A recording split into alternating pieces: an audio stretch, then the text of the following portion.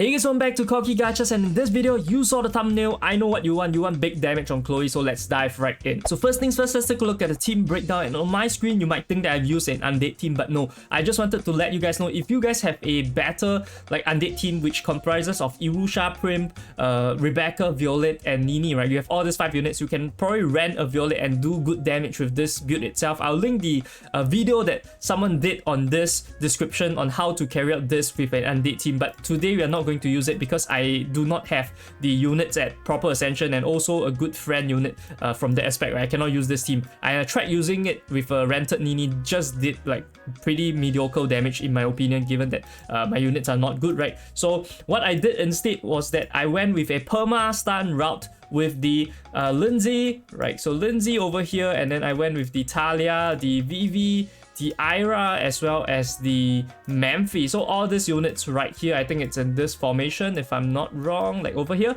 So what I did was that I needed 2 stunners, right? To perma-stun, you need at least 2 stunners, and here, because my Ira is decently ascended, it's one of my 5 units that I'm going to bring to Origin to unlock the level cap. So that's why I have Ira. If you guys don't have Ira, you can go for a Haru. Haru also works just fine. I wouldn't recommend Rani because I think that the Rani isn't that consistent, given that you need the gear up to stun the enemy, right? So sometimes the gear up buff would just run out and then you're unable to stun and pull off the chain stun. So that's not ideal. So either Ira or a Haru would be great. Irusha can also stun, but I'm not sure if she's going to do good damage. But anyways, you can look at this team, right? We don't even have the ratio bonus, and we did 18 million damage with this chain stun build. So I think it's pretty strong. Then what I can suggest, if you guys don't have a rented Lindsay itself, right, you can go with a rented Memphi. So I actually tried both versions. I tried a rented Memphi as well as a rented Vivi, or rather rented Lindsay. So the units that you rent, right, just put it at the back in this formation. And also I did try to not rent any units, meaning I just use all of my own units, right, and put Lindsay like that. I think I did 15 million. So 15 million without rental units, and I did 18 million with rented units with the Lindsay over here, this 180 Lindsay. So depending on what you have, I still think it's still going to be very good. The key thing is you need to have 2 stunners, and Talia, Vivi, very important, because the Talia here provides the debuff, cleanse, and also provides mana so that you are able to get your skills up faster. You can chain stun more, right? So that's very important. Now, just a disclaimer, I did not discover this PermaStun Strat. Instead, it was someone called Androm Latte. I think they also commented on our previous video. I've linked their channel in the description below, so definitely show them support and say thanks to them if you really succeeded using this strat. Now, without further ado, let's dive straight into the gameplay. So going into the gameplay, you can see right here, this is the level 180 Lindsay. Like I mentioned, if you have level 180 Memphi or any other rental units that are higher level, but it's a part of this core team itself, I switched him to the plus 16% attack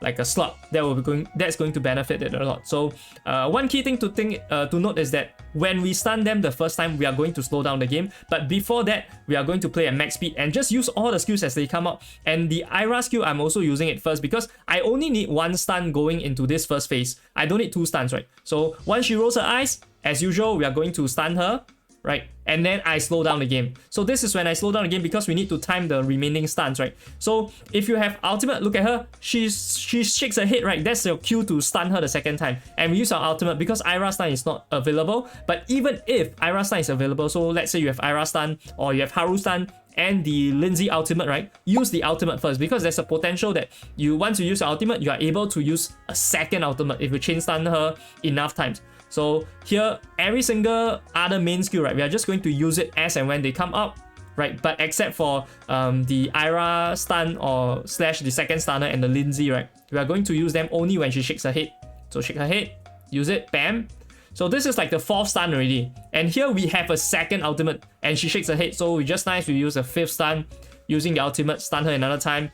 Rest of the units just going to click all the main skills itself, doesn't matter. So here I'm quite confident we cannot get the next stun in already. So once she goes back to normal, just switch your speed back to high speed again, right? So we can get the run over and done with faster.